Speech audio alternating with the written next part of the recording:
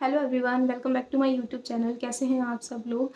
मैं ठीक हूँ और ये दुआ करती हूँ कि आप सब लोग भी जहाँ भी होंगे, जैसे भी होंगे, अपनी लाइफ में बहुत ही खुश होंगे, बहुत मज़े से अपनी ज़िंदगी को जी रहे होंगे। तो आज का जो टॉपिक है वो ये है कि कई बार कुछ लोग बोलते हैं कि जो लॉ ऑफ अट्रैक्शन है वो हमारे लिए तो पार्शियलिटी करता है। मतलब कुछ लोग ऐसे बोलते हैं कि ये काम करता ही नहीं है, ये तो बस ऐसा ही है, पॉजिटिव रहो, सिर्फ मोटिवेशन के लिए है। नहीं, ऐसा बिल्कुल नहीं है। फिर क्वेश्चन आता है कि तो फिर हमारी लाइफ में इतनी नेगेटिविटी क्यों हो रही है? नेगेटिविटी को अपनी लाइफ में कौन अट्रैक्ट करता है? या कुछ स्पेशल सिचुएशन की हम बात करें, जैसे एक्सीडेंट्स को, जैसे फेलियर को, या फिर जैसे ब्रेकअप को अपनी लाइफ में कौन अट्रैक्ट करता है? स्पेशली अगर ब्रेकअप की बात करें तो कौन चाहता है जिससे हम बहुत ज़्यादा प्यार करते हैं उससे हमारा सेपरेशन हो जाए, पर फिर भी हो जाता है। क्यों होता है ऐसा? तो उसके लिए स्पेशली आज का जो वीडियो है वो उन्हीं लोगों के लिए है जिनका रिसेंटली ब्रेकअप हुआ है और उन्होंने सब चीज़ों पे विश्वास करना छोड़ दिया है, जो बहुत ज़्यादा टूट चुके हैं। तो एक पर्सन थे, मैं आपको एक स्टोरी बताऊंगी। तो एक पर्सन थे जो कि जो बहुत टाइम से, लगभग 3 या 4 सालों से किसी एक लड़की को पसंद करते थे। मतलब वो उनका क्रश थी। ठीक है। तो क्या हुआ कि वो जब भी उन्हें देखते थे उससे बहुत अच्छा फ़ील होता था, वो उन्हें बहुत ज़्यादा पसंद करते थे। तो थोड़े टाइम बाद क्या हुआ कि उन दोनों ने आपस में, उनकी फ्रेंडशिप हुई और वो लोग रिलेशनशिप में आ गए। ठीक है। अब जो गर्ल थी वो बहुत ज़्यादा ब्यूटीफुल थी, वो बहुत ज़्यादा टैलेंटेड थी, वो मतलब उसका ऑरा ऐसा था कि कोई भी उसके पास बैठता तो सामने वाले को वो पसंद आ जाती थी।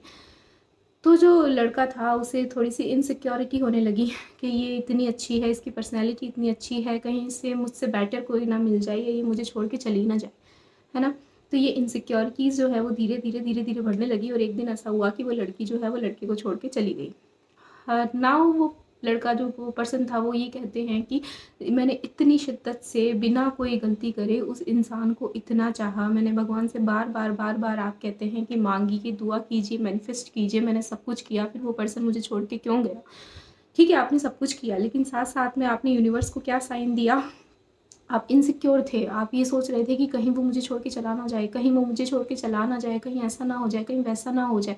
और ये चीज़ें आपके दिमाग के अंदर थी। तो अगर आप ये सीक्रेट जानते हैं कि जो नेगेटिव थॉट्स हैं वो नेगेटिविटी को अट्रैक्ट कर रहे हैं, तो आज से एक बात आप गांठ बांध लो कि जैसे ही कोई नेगेटिव थॉट आए, just remove it like this, कि ये हो ही नहीं सकता, तुम ये क्या सोच रहे हो, इस तरह का कुछ हो ही नहीं सकता, मैं इस गर्ल से इतना प्यार करता हूँ, ये मुझे छोड़ के कैसे चली जाएगी। तो इस तरह का थॉट आपके दिमाग में आना चाहिए। उससे यही होगा कि आपके अंदर नेगेटिविटी कम होएगी, आपके रिलेशनशिप में आपको विश्वास होना चाहिए। Give your 100%।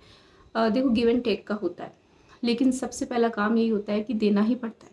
तो जब आप अपना 100% देते हैं तो सामने से 100% बिल्कुल आता ही है, और नहीं होता है तो वो कार्मिक रिलेशनशिप होता है, जिसकी बात हम फिर कभी करेंगे। पर 90% केसेस में ऐसा, अगर इनसिक्योरिटीज़ नहीं, अगर कोई नेगेटिविटी नहीं है, तो फिर आपका पार्टनर जो है वो आपको छोड़ के कहीं भी नहीं जाएगा, ऐसा मेरा मानना है और यही ट्रुथ है।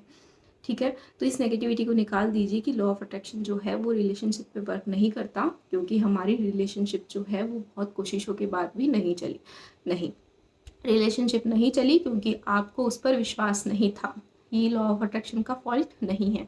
तो ये छोटी सी बात यहाँ पे थी जो मुझे क्लियर करनी थी, स्पेशली जो रिलेशनशिप में जो लोग हैं या जो इस तरह से परेशान हो रहे हैं उनके लिए।